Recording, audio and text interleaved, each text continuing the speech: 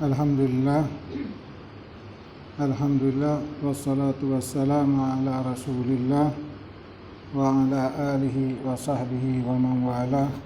La hawla wa la quwwata illa billahil aliyyil azim. Allahumma salli wa sallim wa barik wa karrim ala sayyidina Muhammadin al-fatih lima ughliq wal khatim lima sabaq nasiril haq bil haq al-hadi ila siratikal mustaqim. Amma ba'd. Ayuhal akhwan, hari ini masuk kita ke dalam pembahasan ikhlas yang ke-14. Semoga Allah mudahkan kita untuk mendapatkan ikhlas, dan Allah jadikan setiap amal kita ikhlas karena Allah, dan Allah terima amal kita, dan Allah jauhkan kita dari sifat riya, dan Allah berikan kekuatan kepada kita untuk meninggalkan sifat riya itu. Amin ya rabbal alamin. Ayuhal akhwan, pada ikhlas yang ke-14 ini Imam Ibn Athaillah menjelaskan tentang dua hal: amal yang disekutukan dan hati yang disekutukan. Jadi dua hal yang akan kita bahas, yaitu amal yang disekutukan dan hati yang disekutukan. Ada hati yang disekutukan. Hati yang disekutukan ini hati yang tidak bisa menghadap kepada Allah.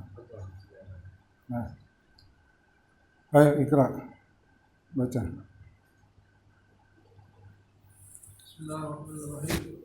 Bismillahirrahmanirrahim. Kama la yuhibbul amal al-mushtaraka, kadzalika la yuhibbul qalb al-mushtarak. Al-amal al-mushtarak la yaqbaluhu wal qalb al-mushtarak la yaqbalu alayhi. Ya, di sini mungkin agak berbeda artinya. Saya artikan dulu. Kama la yuhibbu al-amal al-mushtarak, sebagaimana Allah Subhanahu wa ta'ala tidak menyukai amal yang disekutukan. Ya. Amal yang disekutukan dengan selainnya, yaitu amal itu tidak sepenuhnya untuk Allah. Ya. Kadzalika, begitu juga la yuhibbul qalbal mushtarak. Allah juga tidak menyukai hati yang disekutukan. Ya. Yaitu hati yang tidak sepenuhnya untuk Allah. Apa ancamannya? Ya. Ancamannya al-amalul mushtarak, amal yang disekutukan, la yakbaluhu, amal itu tidak diterima oleh Allah. Ya. Wal qalbul mushtarak, dan hati yang disekutukan, la yakbalu alaih, hati ini tidak bisa menghadap kepada Allah. Bisa pahami dulu? Nah, ya. Jadi Allah tidak menyukai amal yang disekutukan, yang artinya amal itu ditolak oleh Allah. Begitu juga hati yang disekutukan. Nah, ini pembahasan baru, hati yang disekutukan. Nah, hati yang disekutukan, hati ini tidak bisa menghadap kepada Allah. Ini sebabnya kenapa kita sholat tidak bisa khusyuk, zikir tidak bisa khusyuk, hati kita tidak bisa menghadap kepada Allah. Jelas? Nah, amal amalul mushtarak, adapun amal yang disekutukan, alladzi la yakbaluhu Allah, yang tidak diterima oleh Allah. Ya, arti tidak diterima kita pahamkan, amal kita dibawa oleh malaikat. Malaikat ini namanya malaikat apa? Hafadzah. Sesampai ke hadirat Allah, Allah menolak amal itu. Ya. Allah mengatakan, aku tidak menerima amal ini. Artinya, kalau amal ini tidak diterima oleh Allah, maka amal ini tidak ada faedahnya untuk kita. Amal ini tidak ada manfaatnya untuk kita. Ya. Amal ini tidak ada pahalanya. Amal ini juga tidak akan memberatkan amal kebaikan kita di akhirat. itu arti tidak diterima oleh Allah. Ya. Yang artinya apa yang kita lakukan sia-sia. Ya. Tidak ada manfaatnya, tidak ada faedahnya, tidak ada pahalanya, dan amal ini tidak memberatkan timbangan kita di akhirat. Jelas? Ya, artinya kalau ditolak tidak diterima. Apakah salat kita, puasa kita, zikir kita, sedekah kita, haji kita, umrah kita, kalau amal ini tidak diterima oleh Allah, salat kita tidak ada faedahnya. Kalau zikir kita tidak diterima oleh Allah, tidak ada faedahnya, tidak ada manfaatnya untuk kita, tidak ada pahalanya. Ya. Biasanya amal yang tidak diterima itu dengan dua hal. Kalau saya gambarkan logikanya seperti ini. Ada orang datang sama kita, memberikan sesuatu kepada kita. Lalu kita tidak menerima sesuatu yang diberikan orang itu. Kira-kira alasannya apa? Kita tidak menyukai hal itu, maka kita tolak. Atau yang kedua, tidak sesuai yang kita inginkan. Jelas? Ketika amal itu ditolak oleh Allah, maka amal ini sudah pasti tidak dicintai Allah. Allah tidak menyukai amal itu. Atau amal itu tidak sesuai dengan aturannya. Ya, hanya dua alasan itu. Maka yang minggu lalu kita jelaskan bahwa amal itu bisa dikatakan baik baru diterima oleh Allah, baik dari segi syariatnya berarti sah, baik dari segi zahirnya, baik dari segi batinnya. Ya. Kalau tidak memenuhi kriteria ini, maka amal itu ditolak. Ya. Sama, kalau orang datang sama kita, barang ini tidak sesuai, kita akan tolak. Apalagi barang itu tidak kita sukai, kita akan menolaknya. Nah, kalau ditolak tidak ada manfaatnya, tidak ada faedahnya untuk kita. Ya. Amal ini tidak mengangkat derajat kita, amal ini tidak merubah sifat kita, amal ini tidak merubah akhlak kita, amal ini tidak merubah perilaku kita, amal ini tidak ada pahalanya, di akhirat juga kosong. Ya. Jelas. Kama la yuhibbul amal mustarak. Ya, sebagaimana Allah tidak menyukai amal yang disekutukan. Ya. Amal ibadah yang disekutukan ini yang tidak diterima oleh Allah ialah amal ibadah yang pada amal ibadah itu kemasukan 3 hal. Jelas. Nah, ada 3 hal yang masuk dalam amal ibadah itu. Yang pertama, imma riya. Ada kalanya amal itu kemasukan riya. Huwa iradatun ghairillahi ta'ala. Riya itu menghendaki selain Allah dengan amal ibadah itu. Amal ibadah itu bercampur dengan riya. Apakah riya itu 100% murni riya atau enggak? Riya yang 100% itu yang pernah saya jelaskan, masih ingat? Kalau ada orang dia ibadah, kalau enggak ada orang dia enggak beribadah. Kalau ada orang dia zikir, kalau enggak ada orang zikirnya tinggal.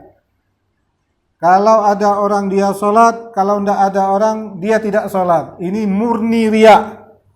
Riyanya 100%. Ya. Atau bercampur. Ada karena Allah, ada juga karena yang lain. Dan ini yang dibahas oleh Imam Ibn Athaillah. Kalau riya yang 100% murni dan tidak perlu dibahas lagi. Ya. Riya 100% tidak perlu dibahas lagi. Yang bercampur ini. Ya. Dari karena Allah dan karena yang lain timbullah amal. Ya. Contohnya seseorang sedekah. Ya. Apa yang menyebabkan dia bersedekah? Ya. Karena Allah perintahkan dia bersedekah dan juga agar dipuji oleh orang. Ini yang dinamakan amal yang disekutukan. Ini amal yang disekutukan, bercampur. atau sholat karena menjunjung perintah Allah, ataupun karena ingin dilihat orang, ingin dipuji orang, ingin dihormati orang. Intinya ibadah yang bercampur itu ibadah itu tidak murni lagi. Sedangkan ikhlas kalau kita artikan dalam bahasa Indonesia, ikhlas itu murni. Ikhlas kalau kita artikan yaitu murni, amal itu murni. Kalau udah bercampur tidak bisa dikatakan ikhlas. Sedangkan arti ikhlas itu murni. Jelas ya ikhwan. Ya. Wa yaqulullah ta'ala, Allah Ta'ala berfirman, yauma yujazil ibadatu bi'amalihim, pada hari di mana dia membalas hamba-hambanya dengan amal mereka. Nah, ini di akhirat nanti Allah berkata, wahai orang-orang yang beribadah, yang menyekutukan ibadahnya, orang yang riya, Allah mengatakan, idhabu ilal ladzina kuntum tura'aunahum bi'amalihim fid dunya. Pergilah kalian dan perlihatkan amal kalian kepada orang yang engkau sekutukan denganku. Fanzuru, katanya Allah. Ya, tengoklah, lihatlah. Hal tajidu indahumul jaza. Apakah kalian dapatkan balasan dari mereka? Ya. Apakah kalian dapatkan balasan dari mereka? Ini kan yang minggu lalu kita jelas. Kita jelaskan, saya jelaskan tentang hikam yang minggu lalu. Di antaranya agar yaitu kita diperintahkan untuk mengarahkan perhatian kita kepada Allah dengan 3 alasan. Di antaranya salah satu yang akan membalas Allah, yang akan membalas salat kita Allah, yang akan membalas puasa kita Allah, yang akan membalas zikir kita Allah, yang akan membalas sedekah kita Allah, ya. Dan manusia tidak bisa membalas. Ya. Yang harusnya kita mengarahkan amal itu murni untuk Allah karena Allah yang akan membalasnya. Ya. Jadi riya ini bukan hanya ditolak. Sudah saya jelaskan, bukan hanya ditolak. Riya ini juga akan disiksa, ancamannya besar, bukan kecil. Kalau dalam agama, dalam Islam ketika hukuman itu berat, satu perbuatan yang Allah ancam dengan ancaman berat, ya, maka dampaknya besar amal itu. Ketika dampaknya besar, maka ancamannya juga besar dan hukumannya juga besar. Karena riya ini satu menambah dosa kita. Setiap amal bukan mendapatkan pahala, mendapatkan dosa.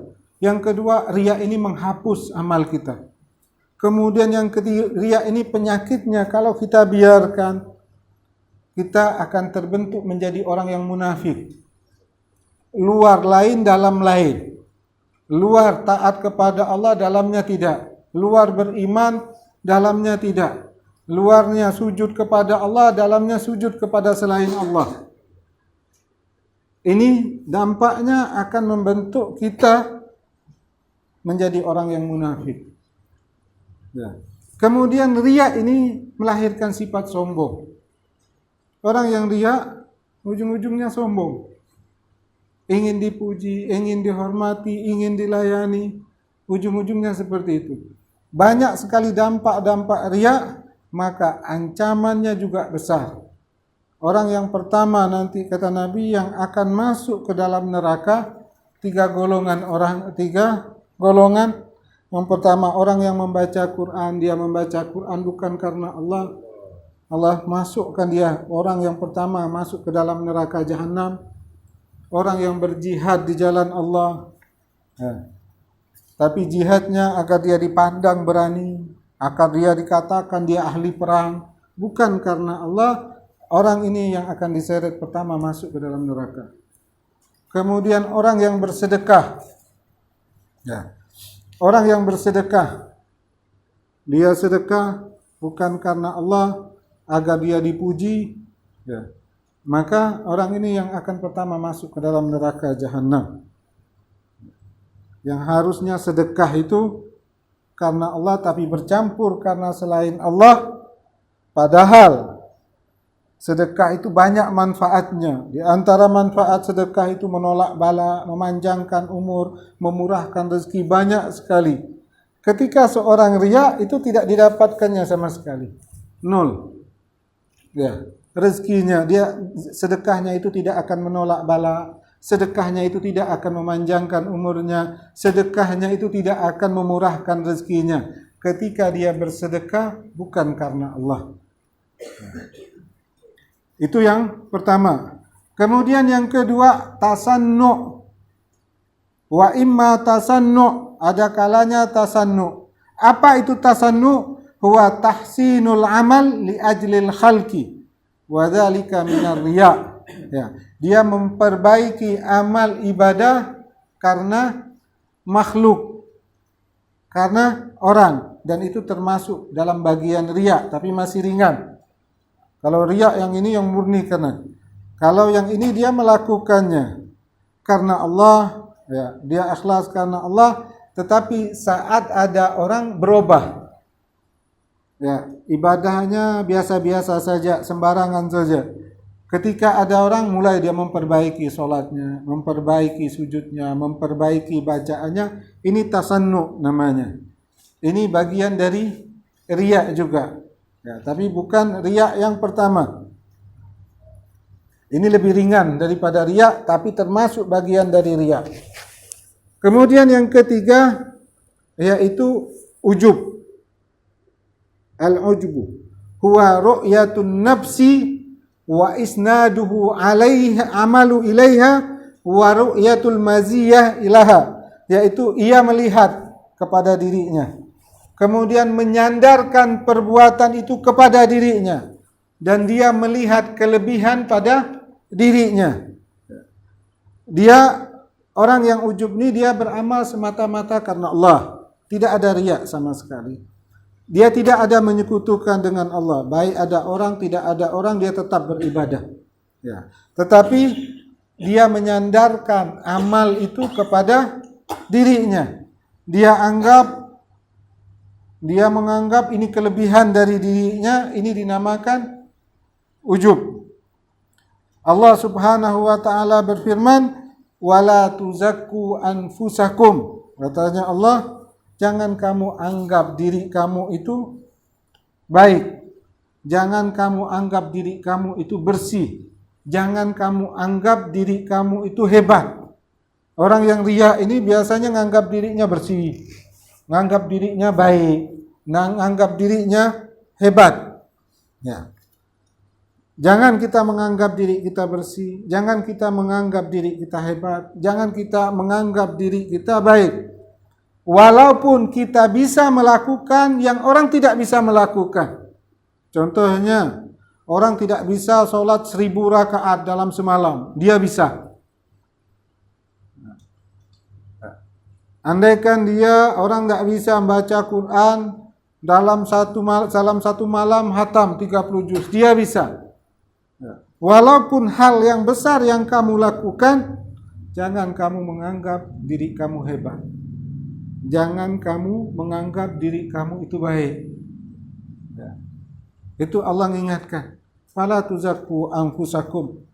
Jangan kamu anggap diri kamu bersih. Jangan anggap diri kamu itu baik. Huwa a'lamu bimanittaqa. Allah yang paling tahu siapa yang bertakwa, bukan kamu yang tahu. Kita tidak tahu amal kita diterima oleh Allah atau tidak. Tidak ada yang tahu. Ya. Kalau kita tidak tahu amal kita diterima atau tidak, bagaimana kita menganggap diri kita baik? Bagaimana menganggap diri kita hebat? Walaupun kita sholat bisa sampai 3000 rakaat, tidak ada faedahnya. Kita tidak bisa mengatakan diri kita baik, karena kita tidak tahu apakah amal ibadah kita itu diterima atau tidak oleh Allah. Oleh karena itu Allah mengingatkan, jangan kalian menganggap diri kalian itu baik. Jangan kalian menganggap diri kalian itu hebat. Yang paling mengetahui siapa yang bertakwa itu adalah Allah. La ta'taqidu annaha barra. Artinya, janganlah engkau beriktikad bahwa diri kamu itu orang yang baik. Misalnya kita bersedekah sekian. Kita bersedekah dengan jumlah yang besar. Lalu kita menganggap diri kita baik. Orang ini kecil semua. Atau kita bisa membaca Al-Quran sekian juz. Lalu kita mengatakan diri kita baik. Itu jangan seperti itu. Itu dilarang oleh Allah subhanahu wa ta'ala. La ta'taqidu annaha barrah. Ketika seseorang menganggap dirinya itu baik, ya. Ketika seseorang menganggap dirinya itu hebat, otomatis akan keluar keburukan dia. Jelas. Saat dia menganggap dirinya hebat, saat dia menganggap dirinya baik, itu otomatis yang keluar keburukannya. Ya. Apa keburukan yang akan keluar? Dia ingin dipuji, dia ingin dihormati, dia ingin dihargai, sombong, ya, mengecilkan orang lain. Ya. Itu sebab dari mana? Dari ujub, memandang amal kepada diri dia. Ketika dia memandang amal kepada diri dia, lalu dia menganggap dirinya baik, lalu dia menganggap dirinya hebat, lalu keluarlah penyakit-penyakit yang macam-macam. Ujung-ujungnya akan masuk kepada riya. Jelas ya ikhwan. Jadi itu 3 sebab amal disekutukan. Ya. Dan amal yang disekutukan ini, apabila 3 amal itu dimasuki 3 macam penyakit. 3 macam penyakit itu apa? Riya. Kemudian yang kedua tasannu. Kemudian yang ketiga ujub. Ya. Sayyidina Aisyah juga pernah ditanya oleh seseorang, mata yakunur rajul musi'ah. Kapan orang itu dikatakan jahat? Qalat, Sayyidina Aisyah mengatakan, idza dhanna annahu muhsin. Apabila dia menganggap dirinya itu baik, dialah orang yang paling jahat. Nah, itu otomatis saat kita menganggap diri kita baik, udah keluar penyakitnya, sombong, ingin dihargai, ingin dihormati, ingin dipuji, keluar penyakit-penyakitnya. Dan itu bersumber dari ujub. Kita memandang amal itu murni dari kita, dan kita tidak menisbahkan amal itu dari Allah subhanahu wa ta'ala. Ya. Ar-riya qadihun fi aslil amal. Riya itu merusak pokok amal. Ini sudah kita bahas sebenarnya. Ya. Wat tasannu wal ujbu, sedangkan tasannu dan ujub ini qadihani fi kamal, merusak kesempurnaan amal. Ya. Kalau riya ini merusak amalnya, amal ini tidak ditolak. Tapi kalau ujub dan tasannu ini akan merusak kesempurnaan amal. Kalau Imam Ghazali mengatakan dari ujub dan riya ini, dia tidak akan mendapatkan amal ibadahnya, tidak akan dilipat gandakan oleh Allah. Orang yang ujub, orang yang tasannu, amal ibadahnya tidak dilipat gandakan, dia tidak dapat lipat gandakan amal. Ini menurut Al-Imam Ghazali. Jadi amal yang disekutukan, yang tidak diterima oleh Allah, baik diterimanya, tidak diterimanya mutlak, atau tidak diterima sebagaimana penerimaan yang sempurna. Itu makna tidak diterima. Nah, ini kita masuk, yaitu hati yang disekutukan. Wa ammal qalbul mustarak. Adapun hati yang disekutukan, allazi la yuqbilu alaihi, hati yang tidak berhadap kepada Allah, adalah hati huwallazi yadkhuluhu hubbud dunya. Itulah hati yang dimasuki oleh cinta dunia. Ya. Hati yang tidak bisa menghadap kepada Allah, hati yang disekutukan, yaitu hati apabila hati itu dimasuki oleh hubbud dunia. Apabila hati ini sudah dimasuki hubbud dunia, maka otomatis hati itu akan berhadap kepada dunia. Ya. Kalau hati sudah masuk ke dalam hati masuk ke hubud dunia, hati akan menghadap ke mana? Ke dunia. Hati itu tidak akan bisa menghadap kepada Allah. Ya. Maka orang yang seperti ini, dia tidak akan bisa khusyuk. Walaupun dia baca Allahu Akbar dengan ngemat kata orang, artinya kita mat tak bisa. Ya. Karena hati itu menghadap kepada dunia. Ya. Kenapa? Karena bila hati menghadap kepada dunia, tidak menghadap, apa sebabnya? Karena hati itu tidak menghadap kepada dunia, tapi menghadap kepada, hati itu tidak menghadap kepada Allah, tetapi menghadap kepada dunia. Orang yang hubud dunia ini tidak bisa akan khusyuk solatnya. Ente paksakan gimana pun tidak bisa. Jelas. Karena apa? Khusyuk itu dapat dari mana? Khusyuk itu adalah buah. Buah dari apa? Orang yang zuhud. Nah. Kalau kita zuhud, kita membatasi dunia, kita sudah jelaskan bab zuhud kan, akan timbul, akan berbuah khusyuk. Jadi khusyuk ini menurut ulama tasawuf tidak bisa ente kaji, tidak bisa ente olah. Ente masuk takhasus, ayo belajar biar solat kita khusyuk. Nah, itu belajar gimana pun tidak bisa. Silahkan dicoba. Ulama mengatakan tidak mungkin. Khusyuk itu ketika hati itu bisa mampu menghadap kepada Allah. Dan apabila hati disekutukan dengan dunia, maka hati itu akan menghadap kepada dunia. Mau tidak mau. Gitu solat, pikir sana, pikir sini, masuk ke sana, masuk ke sini. Udah dibaca Fatihah dengan ngemat sebentar, keluar lagi dia. Zikir lagi, keluar lagi, lari lagi. Dipaksakan gimana pun dia lari. Maka Imam Ibn Athaillah di sini mengatakan hati yang disekutukan itu hati yang tidak bisa menghadap kepada Allah. Ya. Banyak kan orang buka kursus untuk khusyuk dalam solat, ada. Nah, bisa sebentar balik lagi.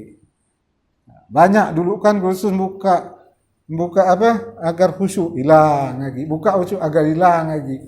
Karena tidak bisa, khusyuk itu buah.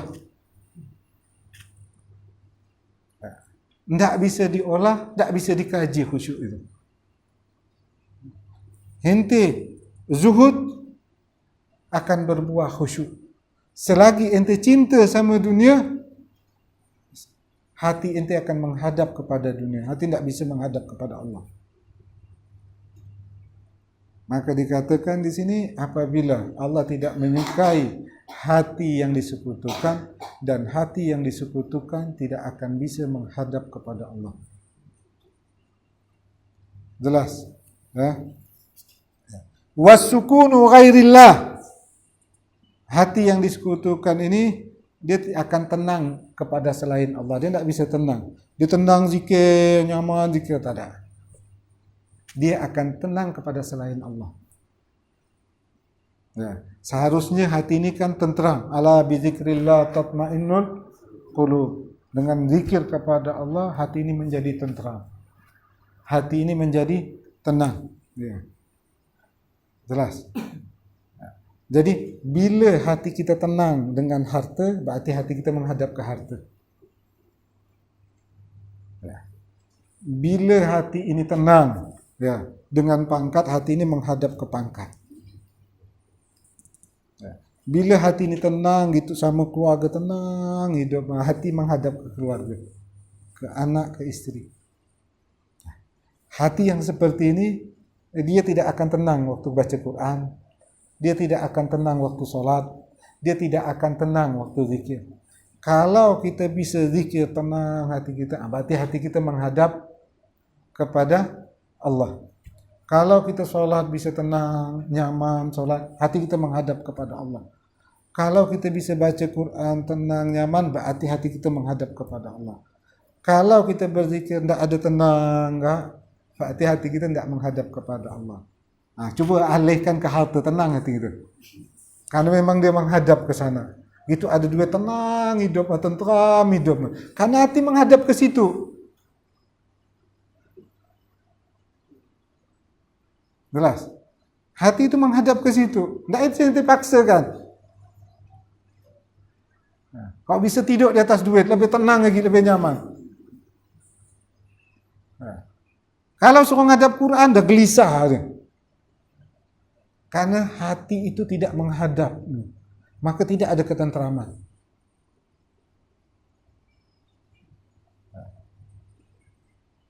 Jelas kira-kira? Ya? Alladzina amanu, seharusnya orang beriman dengan berzikir kepada Allah tenang. Ini berzikir tak ada tenang-tenang. Gitu, ingat duit, tenang hidup. Karena hati itu tidak menghadap kepada Allah. Dan hati yang disekutukan tidak bisa menghadap kepada Allah. Logikanya seperti itu. Logikanya seperti ini. Ketika hati kita menghadap kepada dunia, maka kita akan tenang apabila kita mendapatkan dunia itu. Kita meyakini kalau banyak duit, banyak harta, hidup kita nyaman, tenang. Terus apa yang terjadi yang ketiga? Kita akan bersandar dengan dunia itu. Ketika hati itu menghadap kepada Allah, menghadap kepada Allah, maka hati itu akan tentram bersama Allah. Dan hati itu akan menyandar kepada Allah. Jelas. Nah, kalau kita tidak bisa tentram dengan Allah, hati kita tidak bersandar kepada Allah, berarti hati kita bukan menghadap kepada Allah. Jelas. Ada orang kan kalau ngaji nyaman, hidup kita ngaji panas. Ada orang solat nyaman, kita solat tidak nyaman. Tidak ada ketentraman. Karena hati itu disekutukan. Jelas. Wal i'timad ala ghairillah. Dan hati dan orang yang seperti ini dia tidak akan bisa bersandar kepada Allah, dia akan bersandar kepada selain Allah. Ya. Dia tidak bisa merasa kuat hanya dengan Allah, Allah melihat dia. Dia tidak bisa kuat kalau Allah yang akan menjaga dia, tidak kuat dia. Tapi ketika ada orang yang menjamin dia, nanti anak jaga dia tenang hidupnya. Ya kan?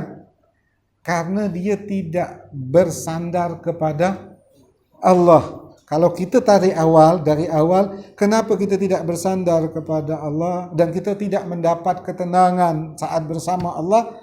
Karena hati kita tidak menghadap kepada Allah. Tinggal kita tes, di mana sih diri kita tenang? Ketika nengok duit tenang, hati kita situ tempatnya menghadap. Di mana tenangnya kita, di situ hati kita menghadap. Dan di situ kita akan mengatakan kalau banyak duit kita hidup kita tenang ya, bersandar penuh kepada duit. Jelas. Orang yang seperti ini dia tidak akan bisa khusyuk di dalam salat. Tak bisa dia khusyuk dalam salat. Nah, ini kita semua kan. Nah, salat lari yang kemana-mana. Liar. Pikirannya tu liar. Tapi kalau ngadap duit serius. Nah, karena hati itu tidak menghadap kepada Allah. Jelas. Ulangi lagi. Baca ulangi lagi. Biar kita paham bacaan yang pertama. Sebagaimana Allah tidak menyukai amal yang dipersekutukan dengan selainnya, yaitu amal yang tidak sepenuhnya untuknya. Begitulah Allah tidak menyukai hati yang bersekutu, yaitu hati yang tidak sepenuhnya untuknya. Ya, hati yang tidak sepenuhnya untuknya. Nah, terus efeknya. Efeknya. Amal yang tidak sepenuhnya untuknya, maka tidak dia terima, dan hati yang tidak sepenuhnya untuknya, maka tidak dia pedulikan. Ya, itu terus. yaitu hati itu tidak bisa menghadap kepada Allah dengan sepenuhnya. Ya, itu efeknya. Jelas. Ya. Amal yang tidak sepenuhnya adalah amal yang disertai riya, keberpura-puraan dan ujub. Ya. Sedangkan hati yang tidak sepenuhnya adalah hati yang di dalamnya ada kecintaan, ketergantungan kepada selain Allah. Ya. Allah Subhanahu wa taala tidak menyukai amal dan hati seperti ini. Ya. Amal dan hati seperti itu tidak disukai Allah. Amal dan hati seperti itu akan sulit untuk ikhlas, akan sulit untuk beribadah karena Allah. Bagaimana itu mau beribadah? Hati ente ngadap dunia, hati ente sepenuh sama dunia, dunia aja ente pikiran. Ya. Ini penghalang besar kita untuk ikhlas. Orang hatinya tidak menghadap kepada Allah, sulit akan ikhlas. Maka banyak-banyak kita mohon kepada Allah agar diberi keikhlasan. Ya. Banyak penghalang kita untuk ikhlas. Ya. Yang paling utama, hati kita tidak sepenuhnya menghadap kepada Allah. Kita menyekutukan hati kita dengan selain Allah. Jelas. Ya. Allah tidak menyukai amal yang tidak sepenuhnya untuknya. Ini bermakna bahwa Allah tidak menerima atau memberi pahala terhadap amal yang tidak sepenuhnya untuknya, karena di dalamnya tidak ada keikhlasan. Ya. Terus. Begitu juga ketidaksukaan Allah terhadap hati yang seperti itu bermakna bahwa Allah tidak meridai pemiliknya dan tidak memberi pahala, karena di dalamnya tidak ada ketulusan. Tidak ada ketulusan, udah. Sekarang ente bagaimana ente mau ikhlas karena Allah, hati ente tidak menghadap kepada Allah. Ujung-ujung bawa ke mana? Ke riya juga ujung-ujung. Ending-endingnya ke riya juga. Hati yang tidak menghadap kepada Allah ini ujung-ujungnya riya. Jelas. Allah Subhanahu wa taala berfirman, "Aku tidak butuh untuk dipersekutukan. Barang siapa melakukan amal bukan hanya untukku, tapi juga untuk yang lain, maka aku tinggalkan dia dan sekutunya itu." Ya, kalau kita menyekutukan Allah dengan yang lain, Allah lepas diri. Ana bari, ana lepas kata Allah. Ente minta aja sama dia. Nah, saat kita disekutukan, Allah mengatakan ana bari'un minhu, saya berlepas dari dia. Ente pergi sama dia. Terus. Begitu pula hati yang bersekutu dengan selain Allah tidak disukai oleh Allah. Nah, Allah tidak menghadap kepada dia, yang artinya Allah berpaling dia, yang maknanya dia tidak bisa menghadap kepada Allah. Ini permasalahan kita di sini untuk ikhlas ini. Khusyuk dalam solat tidak ada, hati kita ni memang bulat ke dunia. Contohnya ulama mengatakan, di antaranya contohnya lagi ketika ada Allah mengatakan, wahai hambaku, aku suka dengan amalan ini, kita tidak ada respon. Tapi ketika Allah mengatakan lakukan amal ini akan dimurahkan rezeki, langsung bekerja. Karena hati kita menghadap kepada itu.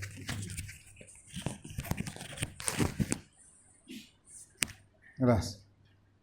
Mudah mau tahu hati kita menghadap kepada siapa? Yaitu pertama, tentramnya hati kita di mana? Bersandarnya diri kita di mana? Kalau tentram hati kita dengan harta, tentramnya hati kita dengan harta, dan hidup kita meyakini harta yang akan membahagiakan hidup kita, berarti menghadap ke situ. Ente putar ke mana pun mau menghadap Allah susah. Mau khusyuk dalam solat, mana? Tengok duit hijau dah. Tak ada. Maka ulama tasawuf, walaupun ada pendapat yang mengatakan khusyuk bisa dikaji, ulama tasawuf mengatakan tidak bisa. Khusyuk itu tidak bisa dikaji, tidak bisa diolah. Apa sebabnya? Khusyuk buah daripada kezuhutan, sehingga hati ini tidak menghadap kepada dunia, hati ini menghadap kepada Allah. Ketika hati ini menghadap kepada Allah, maka akan lahir khusyuk. Maka ditantang di sini, silahkan ente kaji, ente olah gimana khusyuk. Lihat buah, ada enggak? Karena enggak bisa khusyuk itu. 5 menit pun ente bisa fokus dalam solat. Liar. Padahal enggak lama. Fatihah Allahu Akbar, masuk udah mengkerut muka Allahu Akbar, itu ini balik lagi segar mata. Mengkerut lagi, balik lagi segar mata. Ada? Tak bisa. Caranya kita sudah mengarahkan hati kita untuk tidak cinta dunia.